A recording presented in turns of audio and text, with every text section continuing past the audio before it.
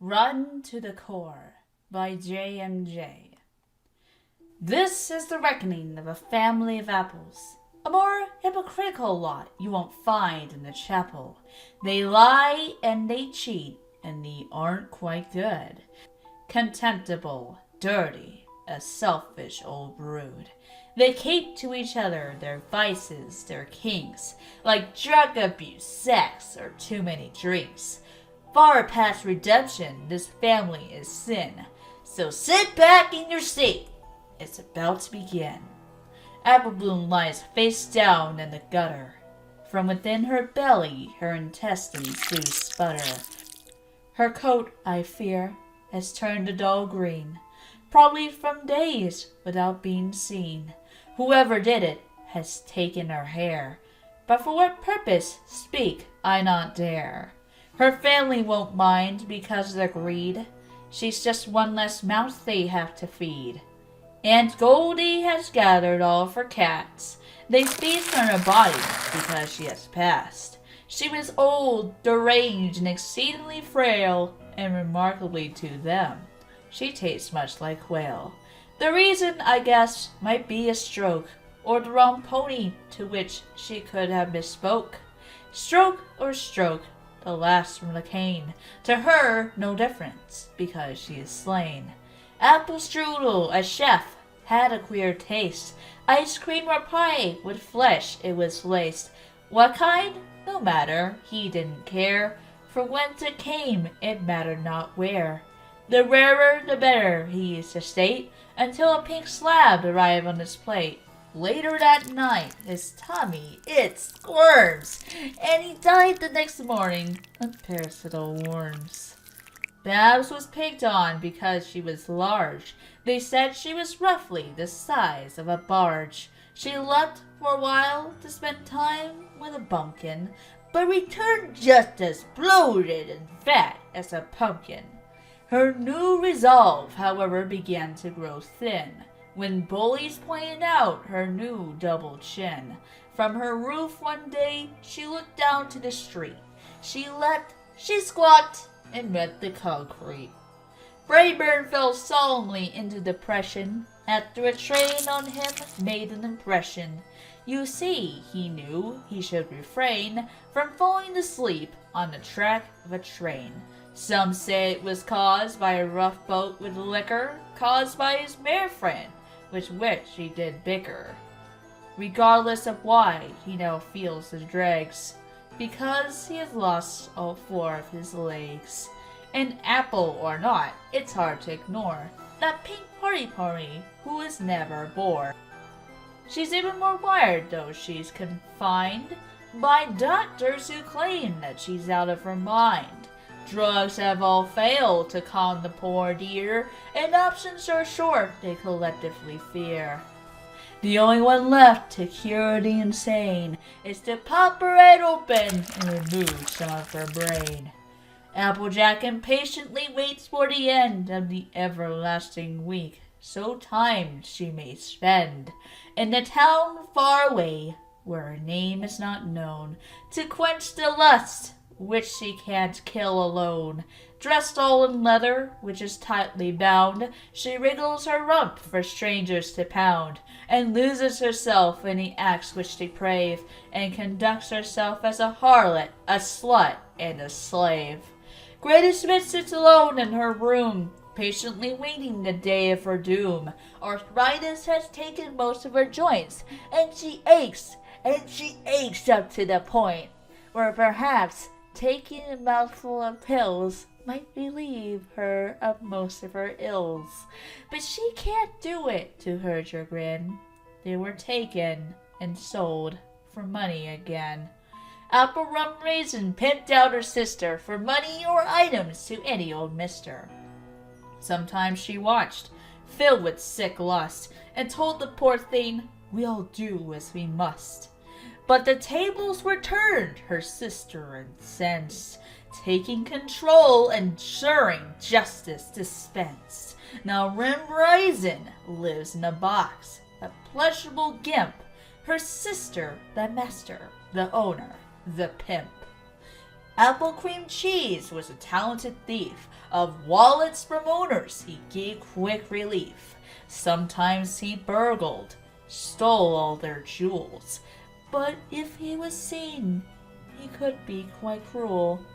He stabbed one poor stallion, making the news. Unfortunately, that time, he left a few clues.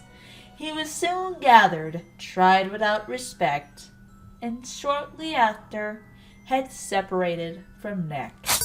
A young and sprightly apple was Apple Tart, full of spice and life, the young upstart.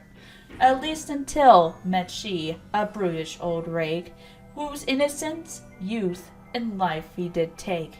When finished, he left her lying alone in copse, and covered with hundreds of tiny red drops. A warm haunt for maggots, a feast for the bugs that lived in the unmarked grave he had dug. Auntie Orange and Apple by marriage told all her friends she had a miscarriage. She neglected to ever mention she was the wife of an apple who daily threatened her life. What went on at home they could not know. She wept whenever her belly would grow. Her health was always seen as cursed, because there were 4 more after the first.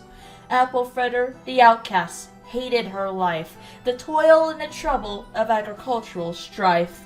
She fled to Manhattan and sought a new game, had her king mark altered and took a new name.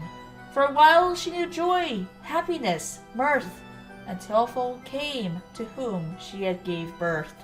The more she looked, the more it did bother, that it, her foe, looked just like her father.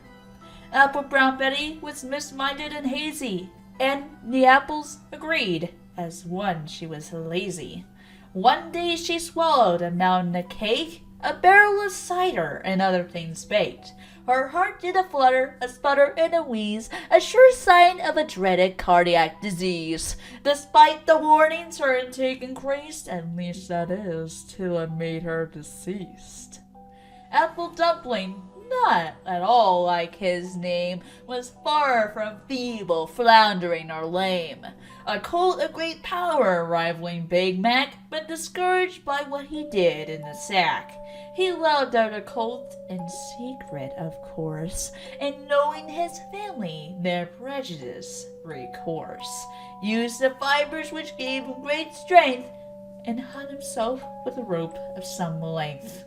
What can be said about poor Candied Apple? With addictions to drugs, the poor mare did grapple. A needle, a poke, a rush through her veins, and the horrors of daily life's pains. Attrition, the word that aptly describes her body from substance she daily imbibes. Once fully figured and attractively thick, now a skeleton, a reed, a dried-up old stick. Red Delicious, ironically named, took great sport in showing his bravery, his wit, and retort. To him there was no equal, or so he claimed, and traveled to best a beast that was famed.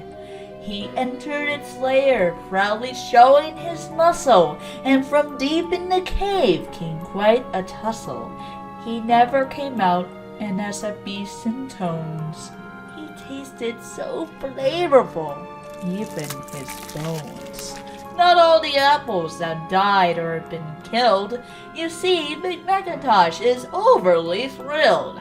Remaining quite calm, he snuck up behind, and checking the girth of a stout bit of wine, ran Applebloom's neck until a gurgling ceased, then took her thick mane, for together he pieced a secret ensemble made with great care, so he can finally act and look like a mare. Applelo was drunk, simple, and pure. He had a pretty young wife, of nature demure. While intoxicated so often, he staggered and fell, but most of the time put her through hell. She nursed bruises, chipped teeth, abrasions, and cuts, and nightly endured his wild, violent ruts, until she became tired, and with great elation left him one night after vengeful castration. Sourapple had bones to pick with all the races of Pegasi unicorns his hatred displaces, but zebras above all others he hated. Just seeing one caused his breath to be bated, until one day he saw a somewhat large troop of the rhyming, lyrical black and white group. He headed right over, he cursed and he spat, and was left in a heap, all trampled and flat. And thus at the moment the story is ended, at least for now, the family's extended. To some there is pity, like Babs or poor Bloom, but for most they deserve their fates or their gloom. So onward, good reader, to find the glee that happier stories will bring to thee. But remember, happy stories are all a chore, because these apples are rotten, rotten to the core.